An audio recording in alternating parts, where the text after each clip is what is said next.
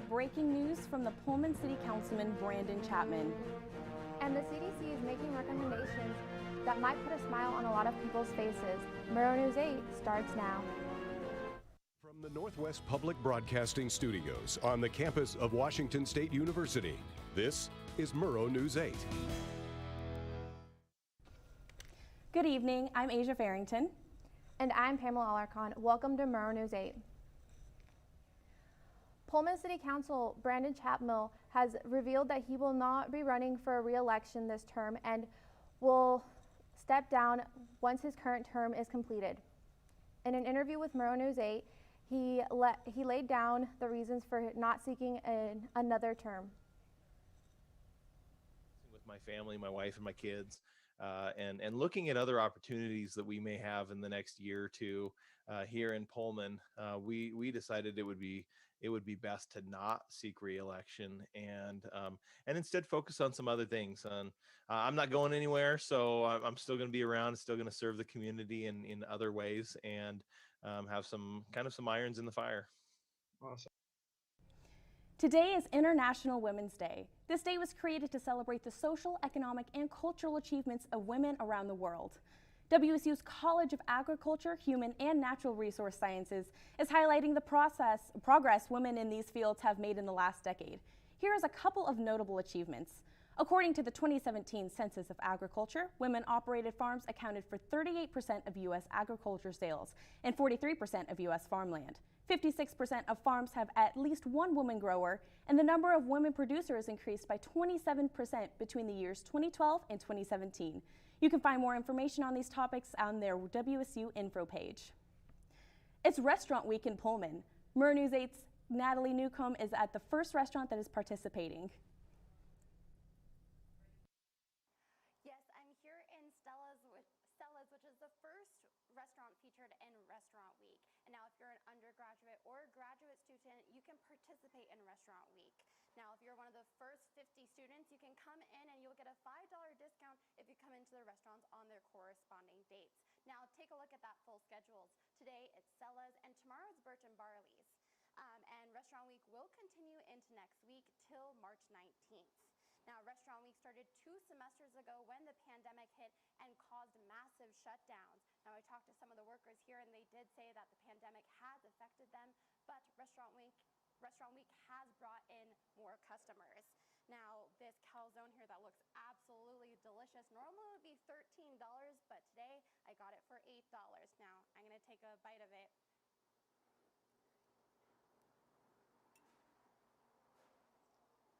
It is delicious. Now make sure to bring that Cougar card so you can get that discount.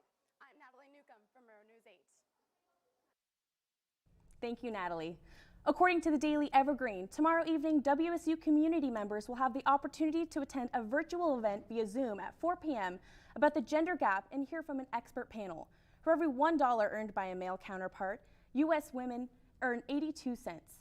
The panel will touch on various types of gender inequalities and what can be done to address the issues. A Pullman man has died in a single car rollover this weekend. 56-year-old Kurt Banter was identified by Idaho State Police as a lone driver on Saturday. Idaho police told Pullman Radio News that Banter was not wearing a seatbelt. A viral video is making its way around the internet of a recent protest where over 100 people are showing burning masks. The protest happened outside the Idaho State Capitol on Saturday. The viral video shows dozens of citizens and children throwing their masks into a smoking pot. The video shows a woman even burning a copy of Idaho State Governor Brad Little's COVID-19 Stay Healthy orders. Republican Representative Carrie Hanks introduced a legislation to prohibit mask mandates in Idaho, saying, quote, "There are physical, emotional, and even spiritual injuries that come with healthy individuals to having to wear a mask," end quote. Lawmakers are calling for the governor to lift COVID-19 restrictions as soon as possible. The proposal was released Thursday, calling for schools to offer in-person learning, restaurants to have 50% capacity dining with the possibility of 100% capacity in April. However, the proposal did not call for an end to the state mask mandate. Here is Washington State's most recent COVID-19 update. As of March 6th, Washington State has 350,000 confirmed cases. The number of vaccine doses given is nearly at 1.9 million. And for Whitman County, we have around 3,400 confirmed cases with almost 14,000 vaccine doses administered. The CDC officials are signing for the first major guideline relief. As of today, fully vaccinated people are no longer recommended to wear a mask indoors with others who are fully vaccinated. The CDC calls for the first step in returning to normalcy for some. When still exclusive categories of fully vaccinated individuals can also be considered safe when visiting non-vaccinated close family members who are in low-risk categories like children. The CDC still advises these vaccinated individuals to wear masks in public and continue to social distance. The royal family is in hot water after tea is spilled on national television. And with spring approaching, the weather does not look like it's getting the message. We'll be right back with Murrow News 8. Pressure. Expectations. Overwhelmed. Mental health issues are real. Suicide is the second leading cause of death among people aged 15 through 24. But it doesn't have to stay that way. If you're going through a difficult time, hope and help is only a phone call away. On the playing field, it is important to lean on your teammates for help. It is important to lean on each other off the field, too. Life isn't always easy and can sometimes feel overwhelming. You don't have to face it alone. We are all on the same team when it comes to looking out for each other. There is hope. You matter. We care. Help is just a phone call away.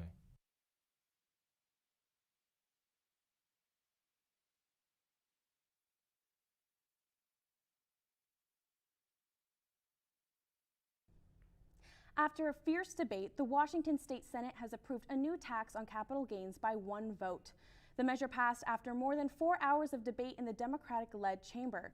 The measure would impose a 7% on the sales of stocks, bonds, and other high-end assets that cost more than $250,000 for both individuals and couples. The measure now heads to the Democratic-led House for consideration, and if it passes, it will take effect on January 1st of 2022. Over the weekend, Washington State legislators approved a bill regarding evictions. The new proposal would require landlords to provide a detailed reason for certain evictions. Currently, for month-to-month leases, landlords are allowed to evict with a 20-day notice, where a 6-month to a year lease are considered terminated after the lease ends. This bill passed the House of Representatives on Sunday on a 54-44 vote and has been passed along to the Senate. Harry and Meghan had an interview with Oprah Winfrey that aired this Sunday about step down from royal duties nearly a year ago. No subject was off limits during the interview. Meghan described that when she was pregnant with son Archie, there were, quote, concerns and conversations about how dark his skin might be when he's born, end quote. The couple's concerns grew about their son not having a royal title because it meant he wouldn't be provided security.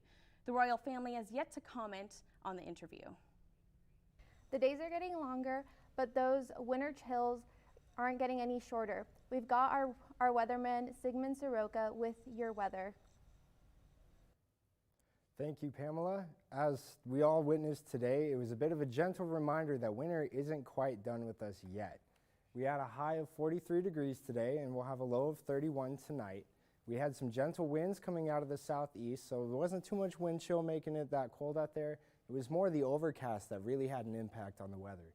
The sunrise and sunset are about 12 hours apart, and moving into tomorrow, you can expect some of the same conditions with a little bit more precipitation. So I'd probably break out those rain boots and rain jackets if you want to stay dry. It should be about as cold in the evening when the skies clear up because there's not going to be much holding in the heat. It is going to be a little warmer tomorrow with a high of 45. The wind to be a little bit stronger, but not much. You probably won't notice it. And the sunrise and sunset will also be about 12 hours apart. Looking at the state map now, we've got the west side with some warmer temperatures than what they normally experience, but some good spring weather today in Seattle as it was mostly sunny. Pretty rainy on the peninsula. Central Washington, Yakima, a lot colder than Tri-Cities when typically they're a little warmer than the rest of the state. Tri-Cities had a really nice day of 55 degrees, but expect Yakima to be really freezing tonight. Moving over here to the east side of the state with Spokane and Pullman. Spokane had a beautiful sunny day. Now I'm going to show you the 5cast here. The winter weather isn't done with us yet as we start off the week. Tuesday, expect some rain and snow to come down, but the best day that I'm excited for is Saturday.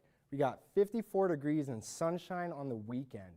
Moving into springtime, are you kidding me? That's awesome. All right, back to Pamela and Asia at the desk. Thank you, Sigmund.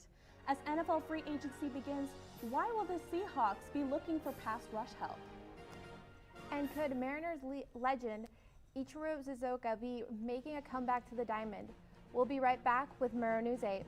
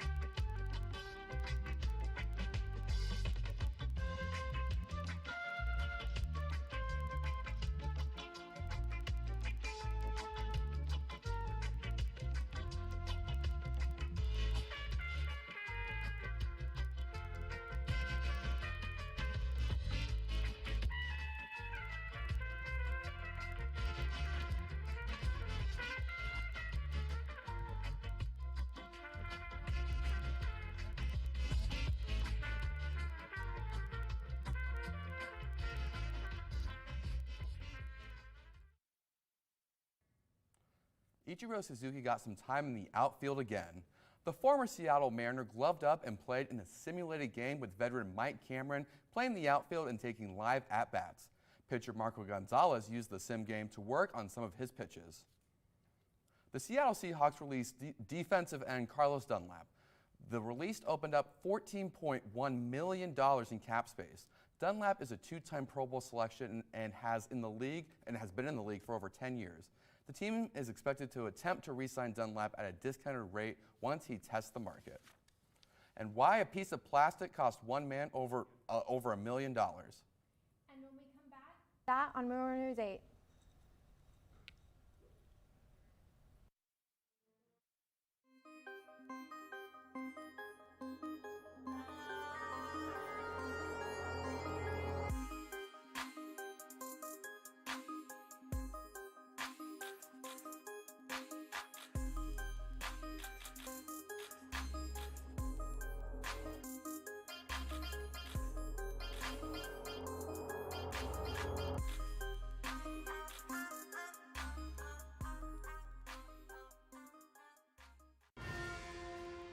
Washington State University, an institute of... Wait, let me show you WSU. We're about being hands-on and getting our hands dirty. We bring art to science and science to wine. We build Mars rovers and launch new medical schools, with the occasional pizza break. Now back to work, because we're always moving forward and leaving our mark on the world. Now that's my WSU. What do you collect? For many, it's trading cards. On Saturday on Golden Auctions, an online auction house, Kobe Bryant's rookie card sold for nearly $1.8 million. This card was given perfect 10s for quality, giving it a prestigious black